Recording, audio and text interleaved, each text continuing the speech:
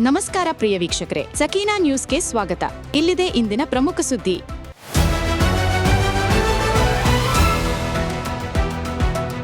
ಶಿವಮೊಗ್ಗ ನಗರದ ಶಾಂತಿನಗರ ರಾಗಿಗುಡ್ಡ ಪ್ರದೇಶದ ಎಡಭಾಗದಲ್ಲಿ ನಡೆದ ಯುಜಿಡಿ ಕಾಮಗಾರಿ ಅವೈಜ್ಞಾನಿಕವಾಗಿ ನಡೆದಿರುವುದರಿಂದ ರಸ್ತೆ ಸಂಪೂರ್ಣ ಗುಂಡಿಗಳಿಂದ ಕೂಡಿದ್ದು ಸಾರ್ವಜನಿಕರಿಗೆ ಸಂಚಾರ ತೊಂದರೆ ಉಂಟಾಗಿತ್ತು. ಈ ಕುರಿತು ಶಾಂತಿನಗರ ನಾಗರಿಕ ಹಕ್ಕು ವೇದಿಕೆ ವತಿಯಿಂದ ಹಲವಾರು ಬಾರಿ ಹೋರಾಟ ಹಾಗೂ ಮನವಿಗಳನ್ನು ಆಯುಕ್ತರಿಗೆ ಸಲ್ಲಿಸಲಾಗಿತ್ತು.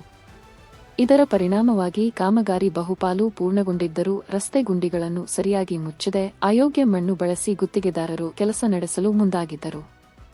ಗಾಜು, ಕೊಳಕು ಬಟ್ಟೆ ಸೇರಿದಂತೆ ಅಸಹ್ಯ ವಸ್ತುಗಳಿದ್ದ ಮಣ್ಣು ಹಾಕಲಾಗುತ್ತಿರುವುದು ವೇದಿಕೆಯ ಗಮನಕ್ಕೆ ಬಂದ ತಕ್ಷಣ ಸದಸ್ಯರು ಸ್ಥಳಕ್ಕೆ ಧಾವಿಸಿ ಕಾಮಗಾರಿಯನ್ನು ತಡೆದು ಉತ್ತಮ ಮಣ್ಣು ಬಳಸಿ ರಸ್ತೆ ಸಮತಟ್ಟು ಮಾಡಲು ಆಗ್ರಹಿಸಿದರು.